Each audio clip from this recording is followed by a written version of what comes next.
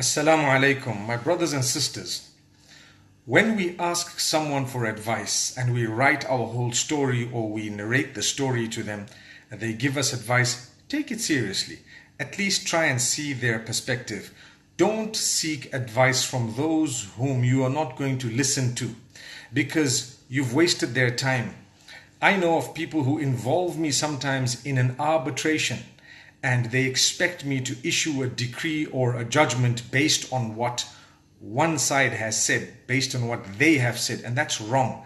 I might be able to advise you. So if someone asks me a question, to say, look, I've had a problem with my sister-in-law or whoever else, and it's been stretching for a long time, and this is what happened, and they put it down A, B, C, etc. And then I tell them that, you know what, I cannot give you a judgment because I don't know the other side of the story. But if what you are saying is true, I can guide you, I can advise you. And this advice is based on the fact that you have sent me a mail, and I'm just presuming that if this is true, then this advice is applicable. If it is not accurate, then the advice is not applicable. So there is a difference between advice and a ruling or judgment. So a ruling or judgment cannot be issued unless you've heard all sides and you've given everyone an opportunity to give their input and to say whatever they have to ask them questions and to determine exactly what the truth is. Then you can issue a judgment, a ruling, or a decree.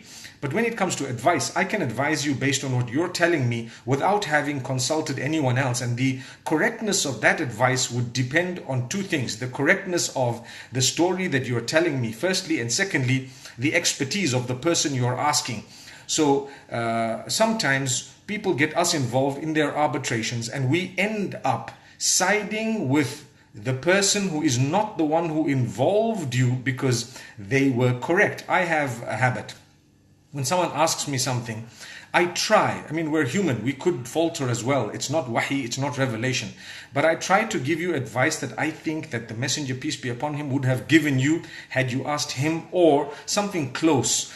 Something I feel would be the best, the closest to what Allah and His Rasul sallallahu alaihi wasallam have actually taught us. So it's important for us to know that when we are going to engage someone, number one, they are not obliged to actually advise us. So if you ask me a question and you ask me 10 questions, nothing says it's compulsory for me to answer you. I don't have to. I can excuse myself. I don't even need to respond. It's not farad. If I feel for some reason that I don't want to get involved, I'm free not to get involved. If I feel I don't even want to comment, I'm free not to comment. You cannot keep on sending an email or a message trying to blackmail a person to say, Allah will curse you. How could you not help me? And how could you this? I've had people ask me weird things. Some people ask me for money like I'm a bank or I'm some form of a zakat collector, etc. Whereas I'm not. So it's the wrong thing. Sometimes I might get a chance to reply and sometimes I don't, because I have replied in the past and people have sworn me back to say, well, you're supposed to be X, Y, and Z helping people and so on. Hang on. Who says that I have to do all of that? It's not farad. I'm helping in my own little way according to my capacity, free of charge. And that is enough for me. I don't need to help every single person. There are millions of people, but I pray for them. May Allah help you. May Allah create ease for you. May Allah guide you. May Allah help you to the best decisions. Now, if you sought advice, and you've engaged someone and they're very busy, that they have so many other things to do, and you really would like their input because you trust them, because you know that they would say something that would be perhaps more correct. But if you've discounted it completely, thrown it, discarded it out of the window completely, why waste your time, their time, everybody's time? They could have helped another 30 people during the time that you were engaging them and wasting their time. So rather not do that. I know of people whom, when they do not get the answer they want, they get upset and they start labeling and they start saying things. I recall one small issue that I once said to someone, and they said, "Oh, you're a big extremist," and so on. I'm thinking to myself, the whole world would label a person extremist just because of one issue, because of one thing, and they would ignore everything else that you've done. And even that is a misunderstanding, perhaps.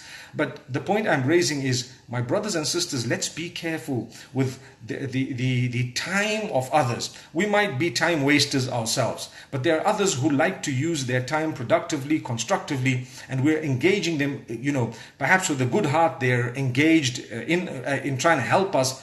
And after that, we discard it completely. We end up cursing them as though they were supposed to side with us or give us specific advice. Well, if you knew better, why involve the person? I'll give you another typical example. You see, there was a point where we were, at some stage, us or our forefathers were not Muslim, right? Someone worked with them or on them and they accepted the deen, and today we're so lucky and fortunate. So as a result, we need to know that we were also reverts at some stage. Now, if a person wants to marry a revert, for example, and you find families say, I will never accept a revert, well, there are a few problems I have with that, because if you're worried about your family, well, you were also reverts at some stage up the ladder. Imagine people excommunicated you. Secondly, all the companions of the Prophet were reverts. Imagine if no one wanted to marry them. Thirdly, the revert is probably cleaner and purer than a person who's been Muslim for a while, because they have a new book, a new slate. They've only got good deeds, and you know what? It starts off with new writing.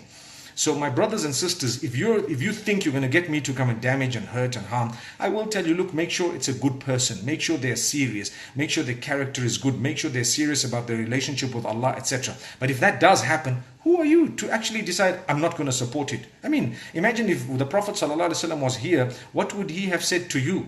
Like, imagine Bilal ibn Rabah radiallahu anhu came to propose for your daughter, and you said, nah, I'm not interested. Well, that's a man from Jannah. Well, it depends. You've got to think very carefully.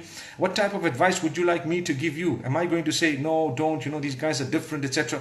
It's got to do with the deen and the akhlaq. I've known of people who are close family, yet they're dirty, because no one knows what they have in their closet. Sometimes they're hooked onto pornography, drugs, so many other things, and this is dangerous. In fact, we want to talk about pornography in one of our Insta lives, because that has been a suggestion that a lot of you have actually put forward to me. And by the way, when I said send me an email in order to tell me what you think I should be discussing, to be honest, I've had so many people say so much, and a lot of it is brilliant. Most of it is actually very, very good in terms of suggestions, and I have taken them very seriously. This is one of the topics that was actually brought up, and I thought from myself also I can add to it and say, my brothers and sisters, let's take things seriously. Don't waste people's time. Because if you're going to seek arbitration, I have a policy. If both parties don't want me there, I don't want to get involved. I cannot get involved just because one party wants me there. No. Then what's the point of trying to say who's right and who's wrong and trying to resolve a matter when the one is not even committed to the solution? I've wasted my time, money, effort, energy, and resources. And I've achieved nothing. I'd rather help others or teach them Quran or something good or a decent message, or spend time with people who would actually, really benefit. They crave to benefit, than someone who's just going to take it lightly and say, yeah, by the way, So we ask Allah subhanahu wa ta'ala to guide every one of us. So my brothers and sisters, I really feel that when we do have issues and problems, firstly, turn to Allah. Turn to Allah in prayer, in goodness, reform your ways and habits, become a better person, come closer to Allah. And it's not just like, I'm going to come closer to Allah, so within the next week I'm going to see a miracle. No, it's your dedication needs to be long term, and you will see it perhaps after a month, 2 months, 3 months, a year, 2 years. You will see the hand of Allah subhanahu wa ta'ala in your work, in your life, in your day-to-day living. And this is the thing, it's a commitment, like I always say. So my brothers and sisters, we first turn to Allah. Thereafter, look within yourself if you are going wrong and try and correct yourself. Remember, sometimes we're sacrificing, say, 5 points. And if we're going to deal with the matter in a way that we think, I must get out of this whole thing because I'm sacrificing 5 points, there will come a day when you will be sacrificing 10 points and you will be regretting the decision you made. And the opposite is also true. Sometimes we're sacrificing 20 points. And for some strange reason, we actually, we could cut the losses and save ourselves, and then we'd be sacrificing, but it would be 5 or 6 points. And we still decide, no, we're going to stay in there. Well, that's your decision. At the end of the day, it's Allah subhanahu wa ta'ala who guides. And sometimes if you ask yourself, why am I doing this? If it's materialistic, it's probably problematic. If it is to save face with people, it's probably problematic. It would be.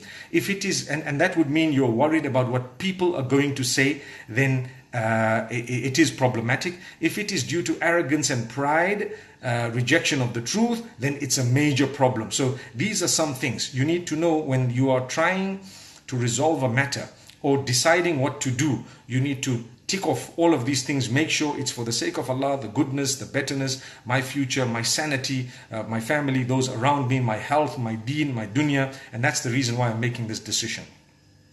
I know of people who've got little problems. For small problems, they decide we need a divorce. Not realizing that when you're divorced, it's going to be a bigger problem. Much bigger problem.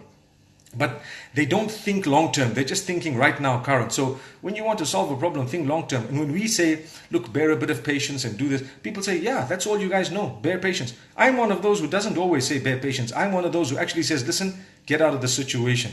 And then people say, oh, you said it so soon. How could you just advise us to get out of the situation? Well, look, why did you ask me if you didn't trust what I had to say? Go and ask anyone else. Goodbye. And that's it. Gone. May Allah subhanahu wa ta'ala help us and grant us goodness and ease. So it depends. We gauge the situations based on what is revealed, based on the expertise and experience that we have, and what we genuinely feel would be the correct thing to do. So we ask Allah subhanahu wa ta'ala to bless every one of us and to grant us goodness and the opening of our doors. I pray that we take people's advice seriously. Firstly, I pray that we ask people whom we trust. And when we trust them, they would come up with something that is genuinely for us, and we would take it seriously. You don't have to follow it, but you have to take it within to acknowledge, yes, this is a good piece of advice, and I'm going to work towards it. I'm going to learn from it. I'm going to take from it.